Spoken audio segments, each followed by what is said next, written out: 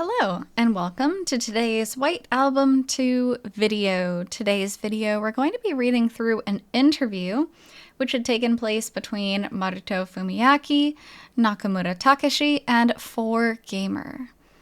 So 4Gamer is a Japanese website. It's basically like a games review and recommendations website. It has all the latest news. Anytime something new is announced, they're one of the first to have it up. So they have interviewed Maruto Fumiaki, who is the writer of White Album 2, and Nakamura Takeshi, who is the illustrator. So let's go ahead and jump right in. For those who want to face society with all their strength. White Album 2, PS3.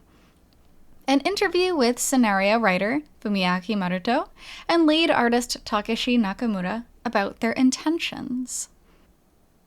The moment it launched for the PC in 2011, this work made major waves on the internet and became a representative title for the Baishoujo genre in 2012. Just what was its appeal? In the Aquaplus development room in Tokyo, we had a conversation with Maruto and Nakamura about everything, from the development of the project to the thoughts and feelings they poured into the game. White Album 2, depicting the correct farewell to society. Correct farewell, that certainly does touch upon a few roots come to mind immediately, mostly Kazusa. Maruto-san, White Album 2 was a concept that you brought in yourself. What was it that inspired you to make a sequel to White Album 1? Well, of course, it was because I absolutely loved 1. But the opportunity came when Aquaplus were developing Tears to Tiara, Garland of the Earth for the PS3, and reached out to the writing group I belong to, Kikakeya. That's a mouthful, Kikakeya. I happened to let it drop that I really liked White Album and would love to try writing a story like that myself. The conversation carried on from there. I wrote up the scenario, and everything wound up going pretty smoothly. And it's always interesting to me that White Album and White Album 2 were written by two different people. Because if I were originally, and I wasn't, just to clarify, but if I were a huge fan of White Album 1, and then someone new wrote White Album 2, as a fan, I would be very worried. Obviously, it ended up coming out well, I think, and White Album 1 fans who I've spoken with, yes, they are pleased with White Album 2. But it is still a scary thing to jump authors like that. White Album touches on some themes that are fairly heavy for so-called Baishoujo games. Infidelity, love triangles. Nowadays, these are common themes, but at the time, they were still rare, and the game caused quite a stir. What was it about 1 that appealed to you? I liked the feeling of being carried along by the protagonist's circumstances. There was nothing you could do. No way of fighting the flow of things. Which is a plus and a minus, because at times I find myself getting very, very angry at the main characters of dating sims or games in general. Like, why are you doing that? But I guess for some people it's kind of like more like watching a movie, I guess, than playing a game. The powerlessness was a very strong pull for me. I especially liked the route with Misaki-san. Misaki Sawakura. You really see it in that story in particular. I think there are quite a lot of people who were struck by Misaki-san's route in 1. In general, there's a love triangle waiting, regardless of which route you take. But for Misaki-san's route, even the protagonist's best friend gets wrapped up in it. So it actually becomes a 4-way thing, instead of just a triangle. It's a love square. At the time, I think everyone must have experienced a lot of turmoil over that mess. Right. While I was playing, I was thinking, I could never make something like this. But that was exactly what made me admire it. Every character is going, I shouldn't be doing this, getting more and more deeply mired in it all the while. When the protagonist holds Misaki back on Christmas, obviously you think it's terrible, but that makes it even better. You can clearly tell where the inspiration came from. Maruto-san's already being a sadist here, an emotional sadist. Now, why do you say, I could never make something like this? In the stories I write, the protagonist always moves. So, when Haruki, the protagonist of 2, gets into a mess, he thinks, I have to change this situation, and tries to take action. That's a laugh, considering the guy was stuck for like 3 years in between IC and CC. However, as a result of his attempts to change things, he actually ends up getting stuck even worse. Haruki is definitely a pretty active character, compared with the essentially passive protagonist of the first game. Apart from the romantic side of things, he is depicted as an admirable student and solid member of society. Someone who is very reliable. My decision to have an honors student type as my protagonist and the result of a desire to depict realistic relationships between characters and society. Games in this genre often spoil the societal side of things for the sake of showing an idealized romance. Or at least they seem to have that tendency. Which is something I actually do really like about White Album 2, because it does touch a lot on the themes of like, well, what are you contributing to society? And what are your ties to society? And how does that affect your romantic relationships? It's not like a bubble where everything only exists within the romance. It takes into account everything outside of that. And that's the part I think, especially as a working adult, I really respect about White Album 2. Maybe if I had played it in high school, I feel like I would have thought of things a lot differently. Like, oh, who cares about society? Who cares about your job? Just like, you're in love. I feel like I would have felt more of those feelings. But now, hopefully, I feel like I've matured since then. Yeah, I feel like that is a very important part of White Album 2. Right, like a high school protagonist living alone for some reason, or the story only progressing at and around the school campus. You do see that a lot. Exactly. But I wanted this work to have a solid sense of reality. And for that purpose, I felt I couldn't avoid a depiction of the ways in which the characters and society faced one another. Romantic stories usually give this very dramatic picture of a guy who's determined to choose the girl over everything else, even if it means abandoning society. Which, as we know, is exactly what happened in Kazusa's case. But in the case of this work, you show the workings and ins and outs of all the preliminary steps very carefully. And there was something really fresh about that. Again, 100% agree. No matter how great your love is, there's no escaping from society. Oof, what a scalding line, I love it.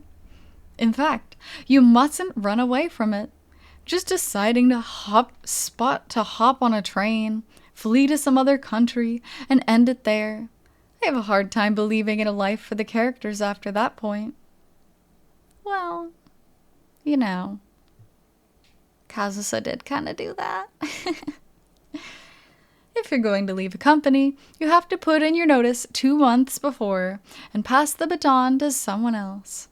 And this is not a typo. This is very, very, very common in Japan.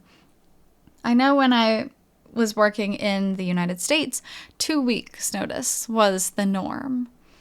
But in Japan, it's 2 to 3 months, and usually it's actually written into your work contract. Like, you have to give us 2 to 3 months so we could find someone new and have them properly trained. Now, with capitalism ramping up, you will see some places that are like, okay, train you and throw you into the thick of it. But in general, in most good companies in Japan, you will get proper training. You have to give notice so they can get someone ready. An interesting comparison. I wanted to show that, even to the point of checking it against my own experiences in society. That's why the three of them take all the required steps for abandoning the lives they've lived up to that point, and make their farewells to society a piece at a time. If I were to call anything the main theme of 2, that would be it. An interesting theme. I never would have actually thought of that, but it's true. Yes, that makes a lot of sense. So the game is broken into 3 parts, starting with Introductory Chapter, IC, about their time in high school, then Closing Chapter, CC, which concerns their time as college students, and ending with Coda, which takes place after they have become adult members of society, spanning 7 years total. Was this composition also about showing their relations to society? I didn't want to allow any responsibility to be shifted off. Honestly, falling in love and falling apart when you're in school isn't that big a deal. Ooh, I love that. That's very interesting. That's something that I've mentioned a lot during my playthroughs. Like, you're in high school, you gotta get over it, stuff happens, but then once they become adults, things become a lot more serious. There are terrible ways to split up with someone, but it's all pretty forgivable since you're a student. But once you're an adult, it doesn't work that way. You can't take responsibility for literally everything that goes on between you and the other person. But you can't get away with running away from that responsibility either. You wanted to have them look back on the mistakes they made as children, their inner problems, and resolve them from an adult standpoint. That's right. There are things that you can't decide as a child, but can decide as an adult. In exchange, a certain responsibility arises. That's what being an adult is about, right? That's why you always want the protagonist to make his own decisions, even if those decisions are mistaken. You can't decide as a child, but can decide as an adult. And it's true. A lot of us were really immature as kids. I know I was very immature as a kid. And you do stupid stuff, and you hurt people's feelings by accident, and you don't know how to handle things, but then you become an adult. I'm not saying as an adult you have to go back and fix all the people you hurt, right? Sometimes, it's better just to let that crap go and not reopen old wounds. But you can choose to be a better person from then on and always. And because Haruki, Setsuna, and Kazusa are just kind of stuck in their love triangle, even as adults, they do have the opportunity to kind of rectify things, but they also bring with them those old wounds. So dealing with that is an interesting theme for White Album too. So moving on to the interview with Maruto Fumiaki and Nakamura Takeshi Part 2.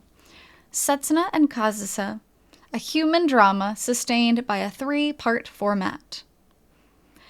I'd like to ask you a little more about the structure of the game. It covers 7 years, which is a pretty long time, and Coda is the very last chapter.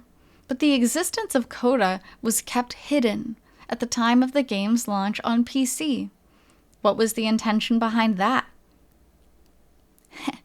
Money grab. You don't want to tell people it's a 2-part game because people might not buy the first one. No, that's not true. I don't think that's true. Maybe it's 10% true, but not 100. What all that comes down to is that the very end, Coda, was what I really wanted to depict. The Coda, which closes the book on all the destinies begun in IC and used as a backdrop, is the very essence of White Album for me.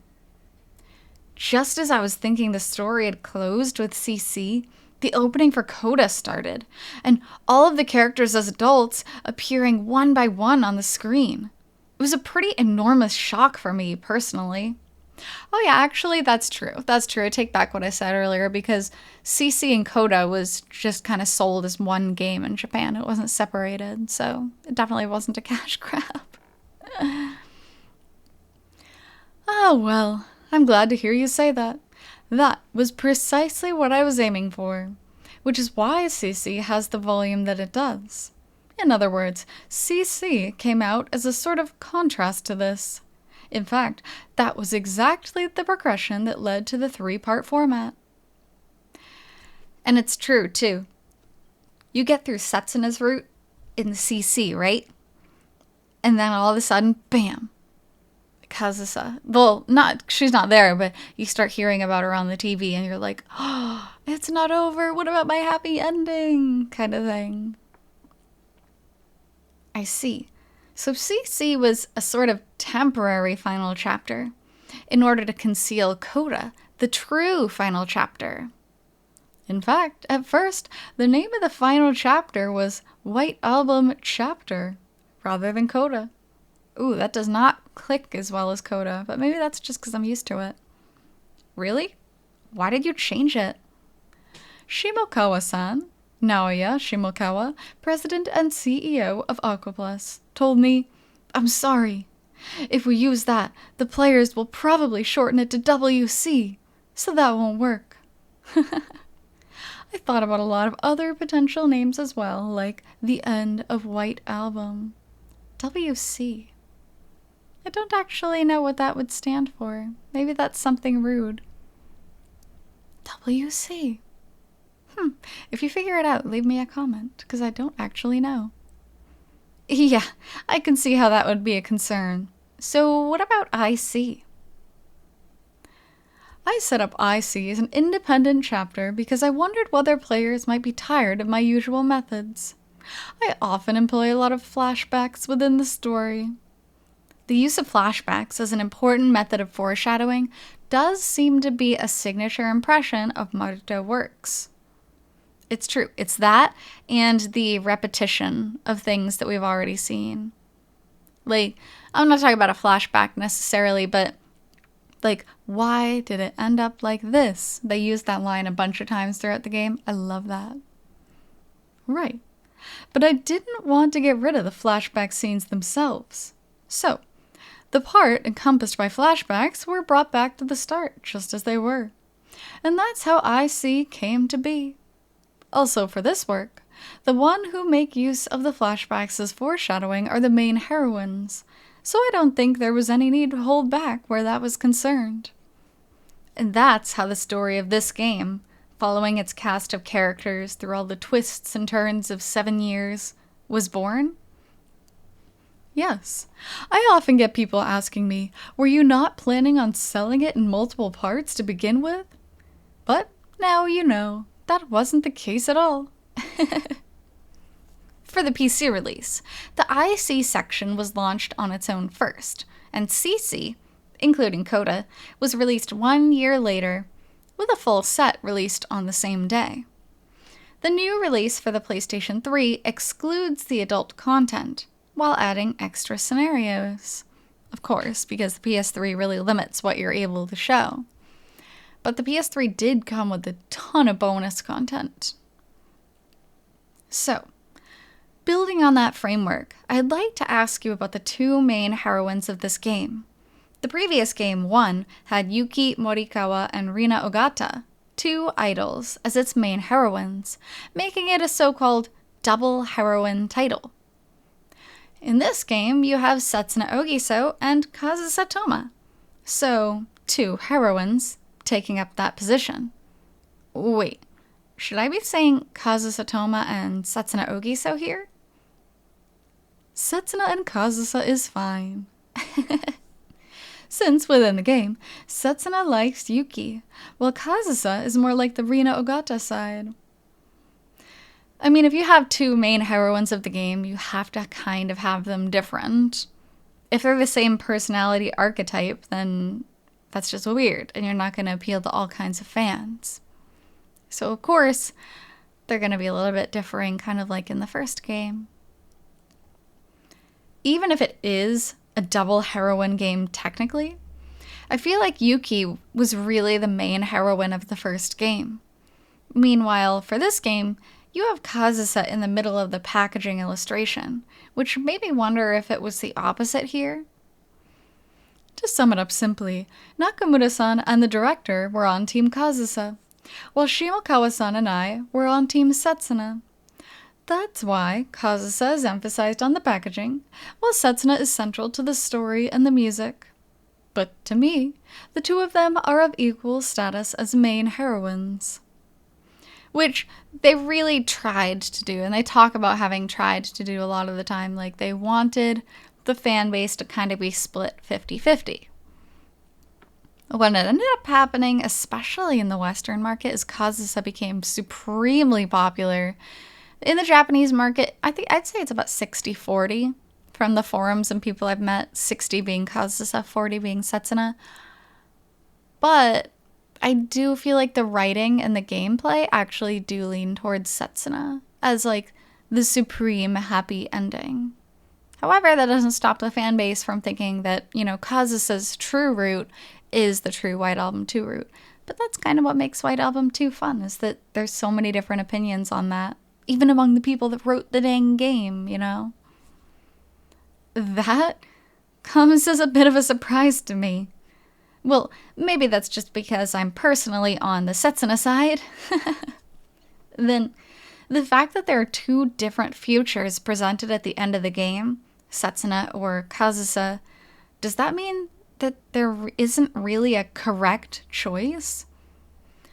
My intention was that there wouldn't be. I depicted it so that in the case of both endings, Haruki did everything he could do and did it to completion. Of course, there are truncated endings within the roots, so I'm excluding those in this discussion. AKA the non-true roots. So, about those two main heroines, Setsuna and Kazusa. Starting with Setsuna, I found her actions in CC pretty interesting. When it looks like Haruki is going to get involved with a heroine other than her, she always shows up at the end to assist the heroine of the given scenario.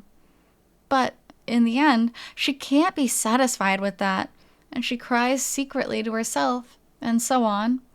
I was wondering, why is that? Aww. And it's so sad because Setsuna wants to be free of this love triangle. You know, if she can't be the girlfriend, she wants to be freed. But then the other half of her is struggling with like, well, no, I want him. Like, I want him so bad, I'm never giving him up. It's like having two wolves inside of you. From the planning stage, I was talking with Shimokawa-san about giving a proper depiction of Setsuna in the event that Haruki wound up with another heroine. The subtitle for this PS3 release, The Other Side of Happiness, actually encompasses that intention. In CC, you have each of Setsuna's rivals showing up one after another, so Setsuna's reactions are varied as well. The deal there is that, in my mind, there's a certain order. You could simply call it the order in which the scenarios were written, but with the progression from Chiaki to Koharu to Mari-san, Setsuna gets driven further and further into a corner. You see? Yes, I see that. Which, I mean, this is how real life should happen. If you're someone's ex, they're gonna meet new people, and that's normal. They're gonna have female coworkers, they're gonna have girls as friends. That is absolutely 100% normal. But if you want to get them back, you have to, you know, remain in their circle. In the first case, with Chiaki Izumi, it's like, yes, I will let you go, with a rather noble sort of separation. But for the next one, Koharu Sugiura, she gives the appearance of helping her out while sobbing behind the scenes. And finally, with Mari-san, Mari Kazuoka, she gets shamefully clingy. She grows weaker and weaker successively. And it is interesting how Setsuna varies depending on which heroine you get with. You know? I wonder why. I could write an essay on that. I have to really put some thought into it. So that's why, when it comes to her route, she's so unable to keep herself in check. Seeing Setsuna in the end, with her character broken down, being swept around by her own emotions, left a very strong impression. Right. Even while I was writing, through the route of each sub-heroine, I was keeping watch on Setsuna out of the corner of my eye as she kept losing strength, and I felt my own motivation towards Setsuna building up.